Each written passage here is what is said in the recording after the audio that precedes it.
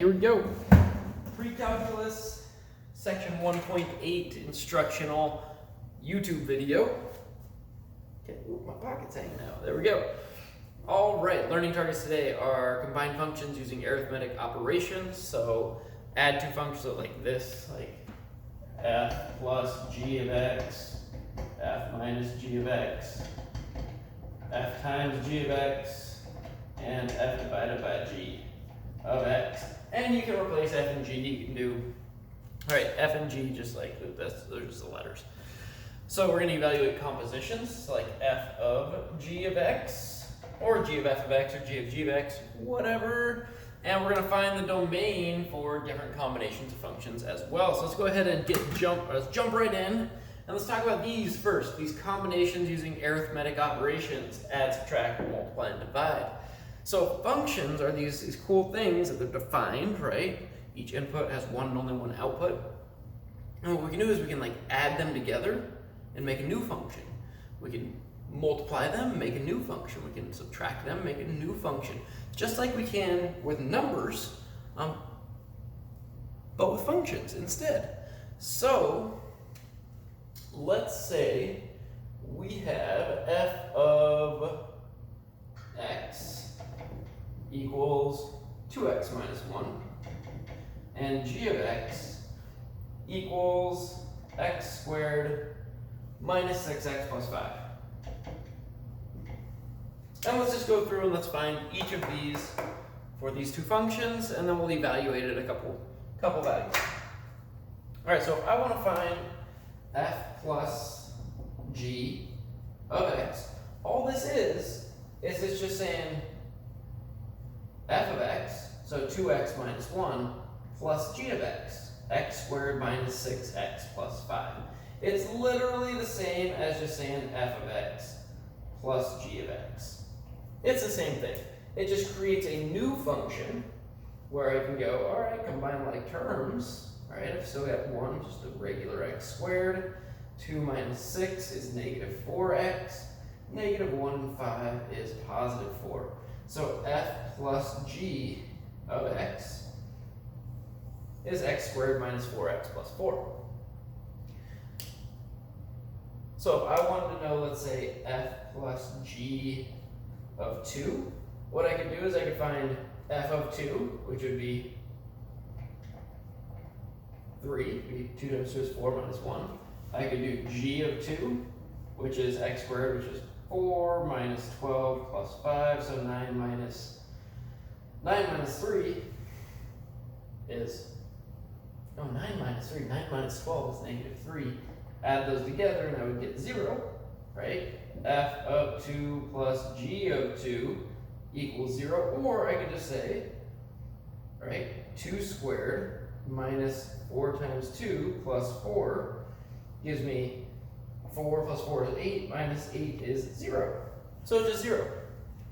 Cool. So notice, if I find f of 2 and g of 2 and I add them together, it's the same as just going f plus g of 2. That's a way that you can check your work with these. All right, let's find f minus g of 2. Let's say I have f minus g, or not of 2, of x. All this is it's f of x, so 2x minus 1. But then minus g of x, so x squared minus 6x plus 5. Here you just need to remember that we have to distribute that subtraction through. So we're going to get a negative x squared. We're going to get a 2x minus positive. Minus, so it's 2x plus. So here we get 8x. And then I get negative 1 minus 5. Is going to be negative 6, so minus 6. So this is f minus g of x. All right, f times g of x, I bet you can figure out what this is. What do you think we should do? You're probably right with what you just said. Just multiply them. So 2x minus 1 times x squared minus 6x plus 5. Right, you can draw your rectangle diagram if you want, or you can use the multiply, like distribute. So x squared minus 6x plus 5, 2x minus 1, that gives us 2x to the third minus 12x squared. Just multiply, plus 10x minus x squared plus 6x minus 5. Combine like terms. F times g of x equals 2x to the third minus 13x squared plus 16x minus 5. Boop. Cool. Lastly, let's find f over g of x, and then let's find the domain of it. These ones, the domains aren't interesting, they're all just, it's all real numbers. Here, because we're dividing, it's going to be more interesting. So here, basically it's just f divided by g, we just take the f of x function, 2x minus 1, and divide it by x squared minus 6x plus 5.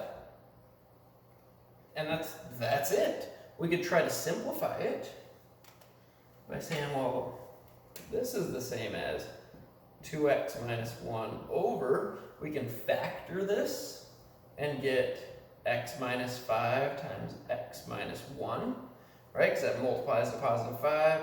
Negative 5x, negative 1x would add to the negative 6. Nothing cancels out, so these are equivalent, but it does give us a chance to look at the domain. The domain, basically we got to say x is not equal to 5 and x is not equal to 1. You can just write this. That's okay.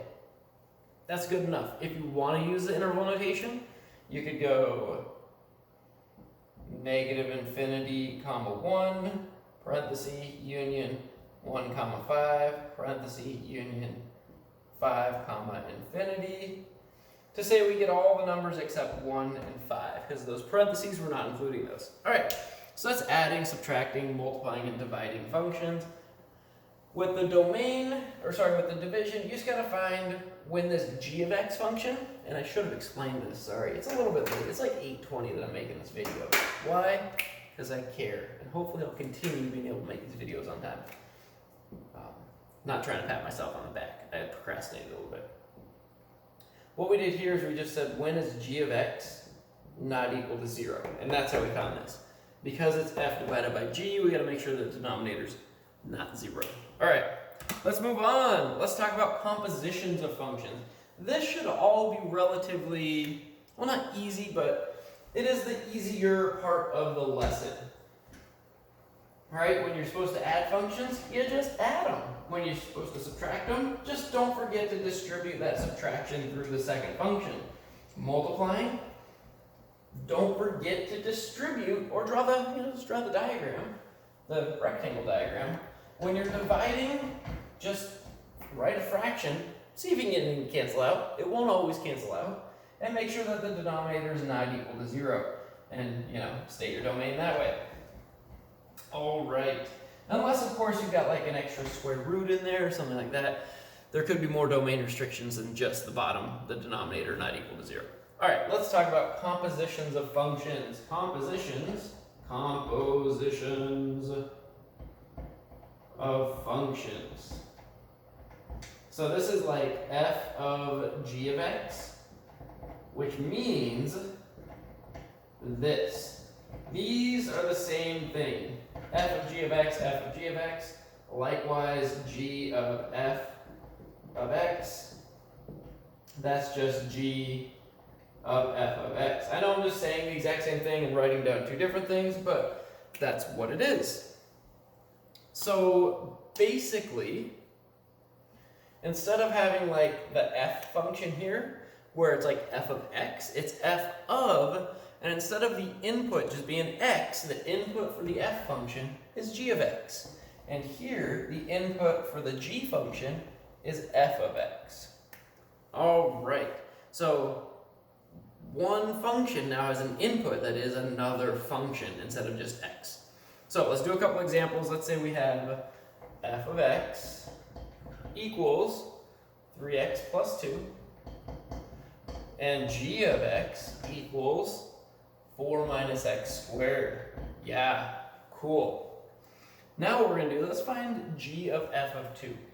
G of f of 2. We're just going to evaluate this. So what this is it's g of f of 2. So what we're going to do is we're going to say, what's f of 2? Well, I'm going to replace x in f with 2. So 3 times 2 is 6. 6 plus 2 is 8. So it's g of 8 because f of 2 equals 8. And now I put 2 in for x. F of 2 is 8. So 8 goes into the g function, which is 4 minus 8 squared, or 4 minus 64. It's negative 60. So g of f of 2 is negative 60. The way we found that is I replace x with 2 for f, because that's the first function. Find out what that answer is. The output for f is now the input for g.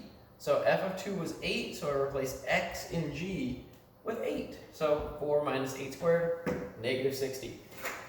Do one more example. Let's say we have f of g of 1. Right, this is f of g of 1. I know I just say the exact same thing. It sounds weird when I say it, but I'm writing them differently. So g of 1 is where I just go here, and instead of x, I put a 1. So it's 4 squared, or sorry, 4 minus 1 squared, which is just 3. 4 minus 1 is 3.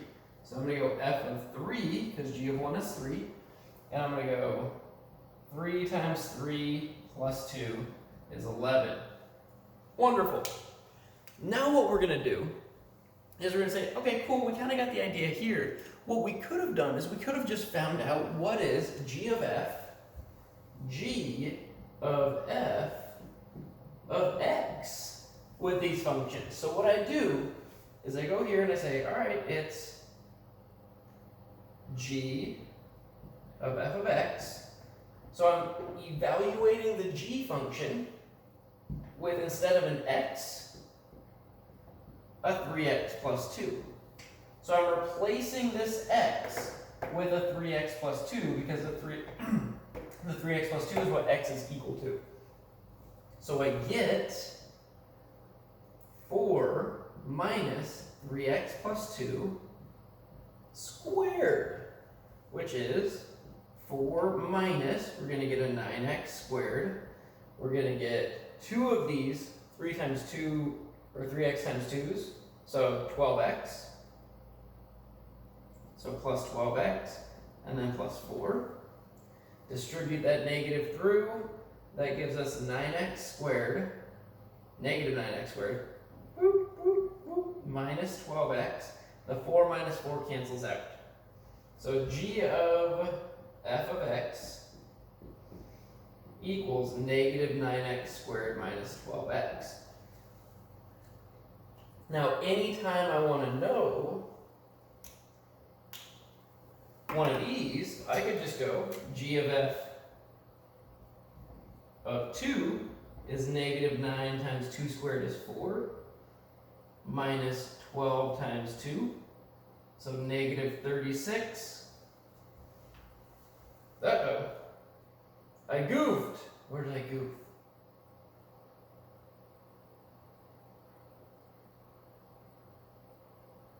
Oh no, I'm good. I'm looking at the wrong one. I'm fine. We're good, we're good. Minus 24, what's that equal to? For some reason I thought it was supposed to equal 8, but it's supposed to equal negative 60. And guess what it is? It's negative 60. Woo! I'd like a, oh no, I goofed on video, but I goofed thinking I goofed. Whoops. Alright, so this is g of f of x, and if I replace x with 2, I get the same as if I go g of f of 2, right? The same diff. If I want to find f of g of x, so let's say I have f of g of x, what I would do here is I'd say, alright, this is f of g of x. Well, g of x is 4 minus x squared, so it's f of 4 minus x squared. And you don't need to write all these steps down, but you can.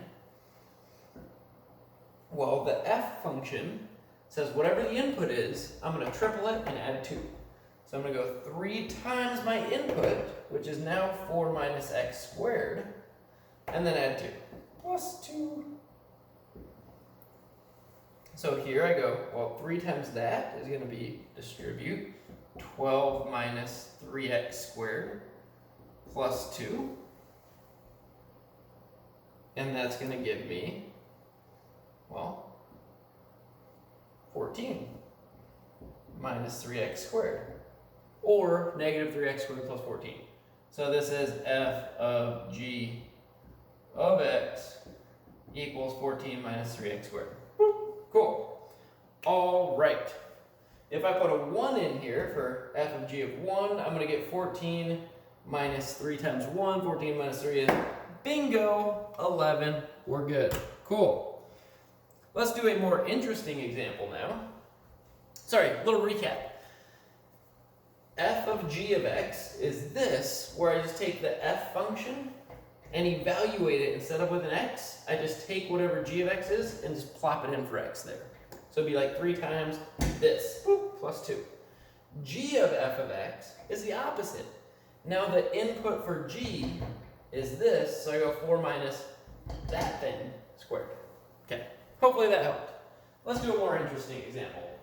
We're still going to do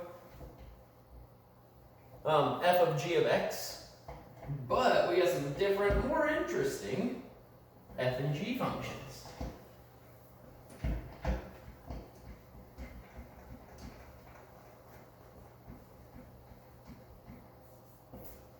Okay, so here we want to find f of g of x is what we want, and we have f of x equals x squared minus 9. Cool. G of x equals square root of 9 minus x squared. Woo, cool. First, let's just find what f of g of x is, and we'll simplify it, we'll go from there. After that, we're going to talk about the domain of the function. That's where this becomes interesting. Alright, so this is f of g of x. G of x is that, so instead of g of x, I'm going to write square root of 9 minus x squared. Alright? Cool. So it's f of square root of 9 minus x squared. So I go here, alright, that's 9 minus x, so, sorry, f of x, what the function f of x does is it takes your input, it squares it, and then subtracts 9, right? That's what it's doing to the x. So I'm going to have to square my input and then subtract 9. So I'm going to square this, square root of 9 minus x squared. That gets squared, and then subtract 9. Well, if I square a square root, what happens? Right, they undo each other. I mean, I get absolute value, but undo each other. So here, 9 minus x squared minus 9. Oh. Now, what's 9 minus 9? It's 0. So I just get negative x squared. Now, do I get all of the negative x squareds? Is it like every single number? No. And let's look at why. So what we're going to do here is we're going to say, well, the g numbers, like if I put a number in for x here, this number through x, and sorry, what I'm looking at here is I'm saying, what's the domain? I should have said that already. The domain for f of g of x, which is f of g of x, right? Same thing. What is the domain here? So what I have to do is I got to follow x through its path, through its travels, through the g function and through the f function. So x goes, hey, what's up, g? Let's see what you do, g. And g says, I'm going to square root 9 minus u squared. All right, well, we're going to say, well, what numbers can I put in for x to make this work? Well, because we have this square root, this 9 minus x squared has to be greater than or equal to 0. Now, we could solve this algebraically if we want, but we know that, like, right, negative x squared plus 9, if I say that equals y, right, this is a graph, 4, 5, 6, 7, 8, 9, with a vertex at 0, 9, and it's going to have y-intercepts. at negative 3, 0, and 3, 0. It's going to look like that, right? That's y equals 9 minus x squared, or negative x squared plus 9. When is this 0 or greater? It's 0 or greater here. In other words, between negative 3 and 3. So what I did there to find out when this is positive, or sorry, when this is greater than or equal to 0, I just graphed it and said, hey, where's it above the x-axis, or at the x-axis? So find the x-intercepts, and above, that's between negative 3 and 3. So this domain, so the domain of g of x is negative 3 to 3. It's between negative 3 and 3. So that means the only numbers I can put in for x here have to be between negative 3 and 3. And then if I go through here, I'm like, all right, well, f of whatever. Well, is there anything that I can't square and then subtract 9 from? No, it's all good, right? And there's nothing that I can't take the negative square of. So the domain here, the x's, can only be between negative 3 and 3.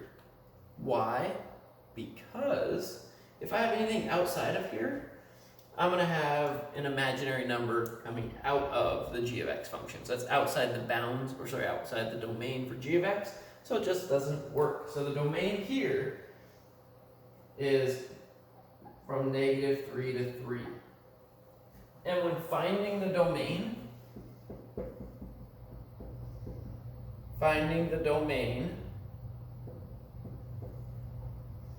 for f of g of x or g of f of x, what you need to do is you need to find the domain of the inside function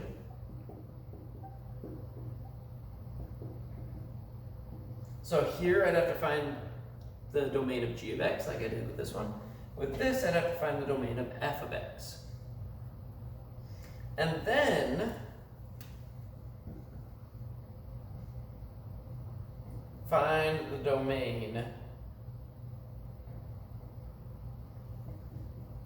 of the answer function.